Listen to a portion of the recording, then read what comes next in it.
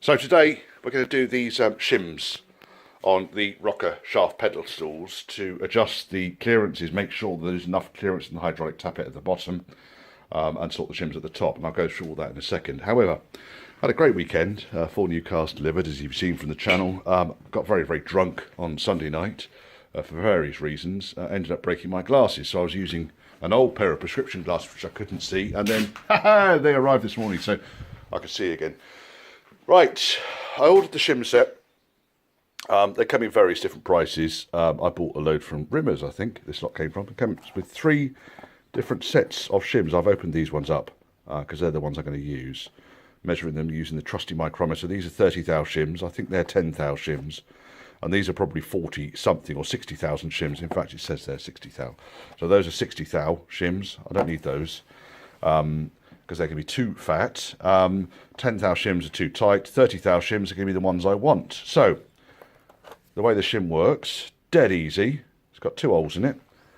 If I were to lift up the rocker shaft here, lift up the bolt, and not drop that in there too far, you can see that there's a hole there for the oil way, and then to the left of that, focus, to the left of that is the threaded hole that the bolt goes in to hold the rocker shafts down. So all you need to do is to slip the jolly old shim in, but then make sure that when it goes down,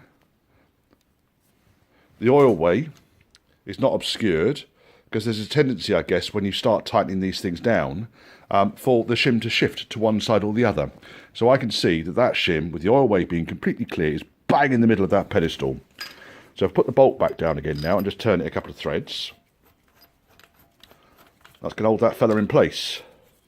And I'll move on to the next one. And what I might have to do is, as I tighten everything down, just move, you see already, just putting that bolt in a couple of turns, just move the shim very, very slightly. So I'm going to put all of the shims on all 4 pedestals with 30 thou shims, and then I'm going to recheck these tolerances using my trusty pop rivet bent tool thing. And then we're going to finish this engine off, so assemble it all up. I'm going to put the timing cover back on. I've got the timing cover all nice and shiny. I'll show you that in a minute. There's a core plug needs to go in at the back end there over the camshaft. I've got one of those. Flywheel on. There is a spigot bush in there. Spigot bush is down. Can't really see it. Let me get out of the way. Spigot bush is just in there. It's a little brass bush. And the input shaft off the gearbox, that bit, spins in it. And they're supposed to be a reasonably snug fit, but obviously you don't want it to drag. And the idea is it just keeps the input shaft nice and central. Without it, you'll find the input shaft will rattle around. Not good. So you need a spigot bush, and what I tend to do is whenever I build an engine up, I will replace them, because they're a sacrificial part. They're only a couple of quid. Point is not replacing them, but can't find my spigot bushes that I bought, so I've had to order another couple. So they're coming tomorrow, and I'll be able to put the flywheel and the clutch on tomorrow, and then it's going to go into the car. Right, so we're done. We are done. All of the shims are in there. You can just about see the shim sitting underneath the pedestal there. All of the shims are in. I've been through, double checked. The minimum measurement has gone in. You can see now that when it's on the compression stroke, the push rod has got a certain amount of movement in it now, which the hydraulic tappet will take up. Obviously, these will rattle until high oil pressure gets built up.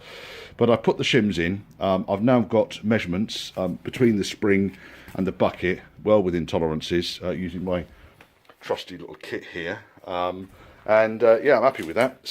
So let's move on to the cluster of fuck. Right, new camshaft went in this, and it's all been shimmed out, and I've done all the work with it. And I've come to put the bolt in, which secures it, and it will go in so far, and then it ain't going to go in any further. So I can wind it in about half a turn, and then that is not going to, I don't want to force it, because it's just going to, and when I take it out again, you can see it's chewing the threads.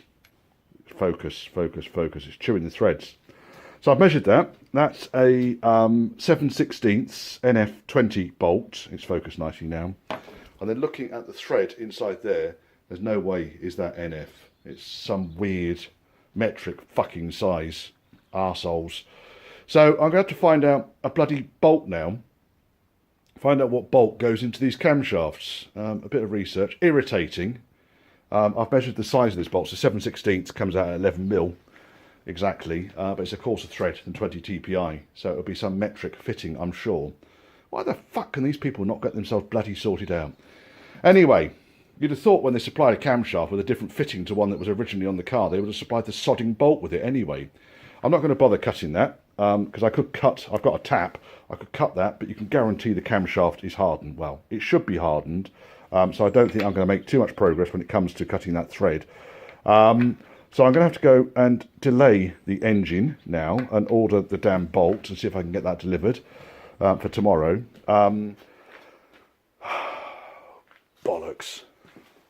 So having done a bit of research on this, yes, there is listed an alternative use bolt over and above the 7/16 UNF bolt, which was fitted into the original camshaft, which is now an M12 bolt. They're only a couple of quid from Land Rover parts counter. But why on earth do they not put it in with the camshaft? I mean, how idiotic for the sake of a couple of quid. That's my rant over. Anyway, so I've ordered one. I'm going to go and pick it up tomorrow morning. Then I can get the timing cover on. So there's not a huge amount more I can do with this engine, really. I was painting the sump and other odds and sods. I can do that. Get the sump fitted. And then I'm going to get on with a door on that, I think. Just irritating. Right, it's flywheel and clutch time. So I forgot my clutch alignment tool. This clutch can sit anywhere pretty much on the flywheel within the cover plate. So the idea is you align it in line with the clutch. So what I've done is I've made up a little tool here that will allow it to align using a couple of sockets. There's a 1/2 inch socket at the front here, which goes neatly into the spigot bush in the middle.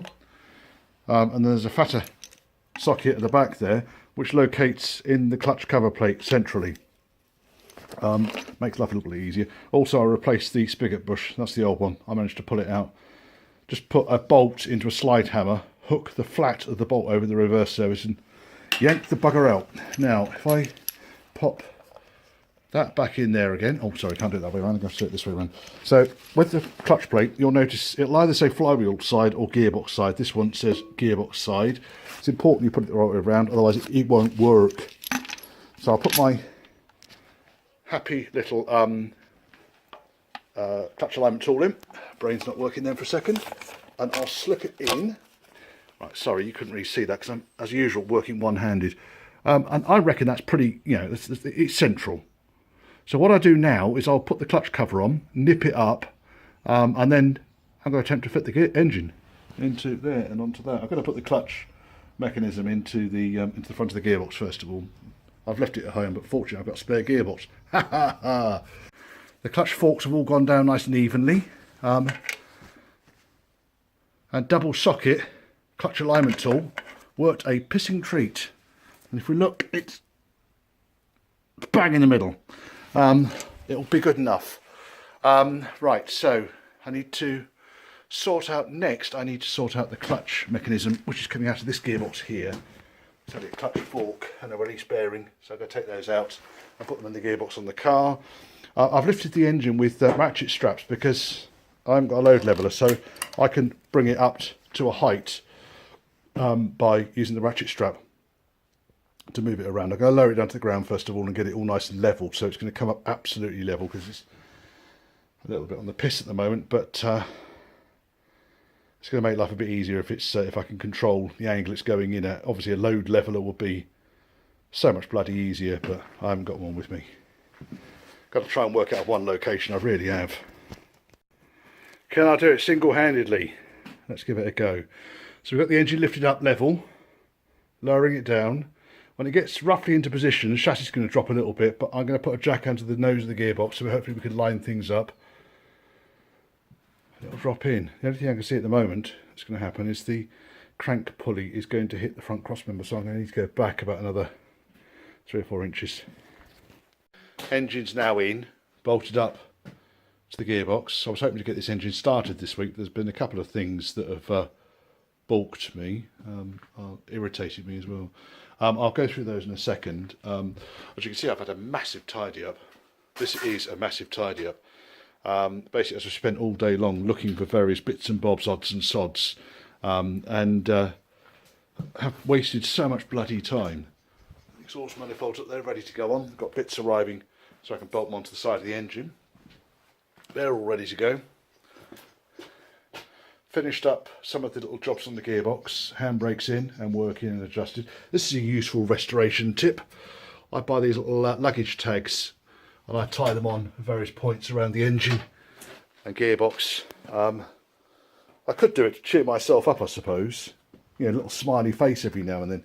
But no, they're jobs that are outstanding, because when you're doing a major restoration like this, it's quite easy to forget that you've not done something. Now, generally, when I put a bolt in, I torque it up to the correct setting. Or, in this particular case, because I'm probably going to need to take the handbrake off, I've not put a split pin on that clevis. The reason for that is that I can then put the handbrake in a directly upright position so I can get the transmission tunnel back on and then drop it back down again. Drop it back down again. Oh, for heaven's sake. Can't do it two-handed. Hang on. I shall maybe edit out some of the fucking swearing. Right, I shall do that later on. No, I won't, because I'm going to lose the clevis pin. The clevis pin's there. But the handbrake's working, believe me. But like I say, those luggage tag things are quite useful. What else have I been doing? Oh yeah, a whole load of the bolts. There's 8 bolts, big bolts, that secure the engine and gearbox. And a whole load of them. The threads were knackered, so I've been messing around with those. I got the nuts to fix the rear shock absorbers. These shock absorbers that you get, nice and cosy. They don't supply the nuts with them, and they're a really kind of weird metric thread. The TPI doesn't match anything else I had, so I got in touch with the suppliers, and yet they mailed a couple over. And then, of course, I couldn't find the rubbers and the cups that went with them. That's one of the main things I spent all day looking for. But what I tend to do is just sort of like, I put the nuts on there so I didn't lose them. I found the speedo cable while I was clearing that, which is good, because it reminded me that I need to adjust the gear change and the speedo cable. The gear change doesn't go cleanly into 3rd and 4th, so I just need to adjust the rods on that. This is a reverse gear rod. I fitted the wiper motor bracket. I need to connect up the electrics so I can work out where park is. I think it parks like that. I mean, basically it doesn't matter where the wipers are, so long as it does park. I don't know which position the motor is in for park at the moment, so I'll wait till the motor parks itself and then put it in that position so that when the motor goes round, the wipers will operate beautifully. So, no, it's not touching something, it's rocking backwards and forwards on there. Right, what else have I done? Brakes are holding fluid, which is nice. Right, so I'm not going to get the engine started this week, which is a disappointment. Oh, the other thing I forgot was the starter motor. It's at home. So there's a big starter motor shaped hole there, but it just give me an opportunity to sort out the timing cover shenanigans, get the oil pump primed, fill the sump with oil, fill the gearbox with oil, get the exhaust on. I've got the Y section and the manifolds, they're ready to go on. Bleed the clutch, get that all sorted out. So I can do all these other bits and bobs. There's plenty of things to keep me busy here. And even if I did get bored, I've got these large holes in the side of the body. This area here, which I need to sort something out. This is the the driver's side. I do have a problem with driver's doors, and I've got some little bits I need to weld on at the bottom there. Just tag them in. Glass at the back. I've got an elegant solution to replacing this bit of trim here, which I've cut. To be honest, it doesn't go like that. I've cut it. Normally it's part of the main rubber, and the idea is you fit the chrome section into it before you fit it to the car, and it becomes an utter ball's ache, and you can't get the glass in, and you curse and swear and shout and scream and scream and shout and shout and scream. And then you buy brand spanking new rubber for now. Brand spanking new rubbers, which are available now, and find that they're even tougher than the old ones. And then you shout and scream and curse and swear, but you're £700 worse off. What else? That's about it, really. I've just got loads of little odds and sods to do. And it's got to the picky stage. I just want to get on with this now. And I've spent so much time looking for nuts and bolts. The good news is, now I've done a complete and utter tidy up of absolutely everything. I know where everything is. In the cupboard I've got a box full of body bits, gearbox bits, brake bits, transmission bits, engine bits, blah, blah, blah, blah, blah bits. There's lots of bits here, restored bits. That's the diff lock plunger. I need to get some rubber piping to connect up the vacuum to the diff lock. Carburetors are going to go on. These rocker covers are not staying on the engine. These are just to keep dirt out of the engine. I've got a big box at home because I had to come down to Devon to take delivery, organise delivery of the 4 new cars. But the box at home, I've got all the front dampers and new turrets and other odds and sods. And when I do that, I've got all the brake bits to do on the front, the brake back plates, blah, blah, blah, blah, blah. And I can get all that done. There's the throttle cable. Weighty up there, ready to go on. I'll spend 2 days looking for that fucker, and there it is, hanging over the top of the servo, right where it comes through that hole there, you see. Right, so here we are. It's the engine stage, latter stages of the engine installation, so I can finish off this video. As you can see, I put the alternator on there, just check the brackets, make sure they all fit. I've been robbing bits off one of the project cars, so the power steering pump came off, the reservoir came off, but most importantly the pipes came off, because I want to get patterns of those made up. I also need the bracket. My pump wasn't located on this car in the original location, so I've now got the bracket. I know it's a bit robbing Peter to pay Paul. I've got another bracket there, you see, and the power steering pump bolts on here, not down there, which is where it was when I first got this car. So I can put the power steering pump back in its original location. The reservoir will go up here, and then the hoses go around the front of the chassis and into the power steering box. So that's the kind of progress, or where I am on this. Still no further on starting the thing. I still need to get the full-size pump gears. I've got a wedge of them. For some reason I've been collecting these things, but these have all got marks on the edge and stuff like that. Now, if I'm building a new engine, for the sake of 30 quid, I might as well put new pump gears in. The other thing, I installed the slave cylinder. If you ever have the gearbox off one of these things, attach the push rod to the cross arm before you install the bloody gearbox or the engine onto the gearbox. The reason being is the arm. Oh, there he is. Right, here's a spare arm. So the push rod, you can see I've practiced on this many times. The push rod goes into that hole there, and then there's a clip that goes over the arm. Yep. And you basically need 4 hands to do it, and an access hole that's like, you know, smaller than that sort of diameter. So you can imagine the fun. I did it. I basically did it by lining things up and then just getting a screwdriver and working out that if you put the push rod in at an angle, so you're going in at an, sort of an angle to the perpendicular, then you can clip the rod on. But it was a pain. I don't intend to go through that ever again. It's not ideal. So what I'm going to do is, next time I shall put the push rod, attach the push rod to the cross arm, install the gearbox, so the push rod's hanging out through the hole at the front there for the clutch slave cylinder to go on. Because the push rod doesn't need to come out when you pull the slave out. There's no reason for that to come out. So that's my top tip for Tuesday. The other thing I found out is, in all my gasket kits and so forth, none of them include the seal that goes along the top of the gearbox closing plate. So I've had to order one of those. No point me putting that on yet. And the other thing, which is a trend here, is that the nice clutch hose that I bought, because I didn't have one, don't have any pissing nuts on it. These are UNF threads, so at least they're kind of, fairly, easy to get hold of. But why would you supply that with no pissing nuts? I mean, the chances are that you're going to need the damn things, and for the sake of, another 20 pence, just pisses me off. Right, so that's it for now. I'll ram this video up just as progress on engine installation and swearing about bits that don't come complete, so you can fit them.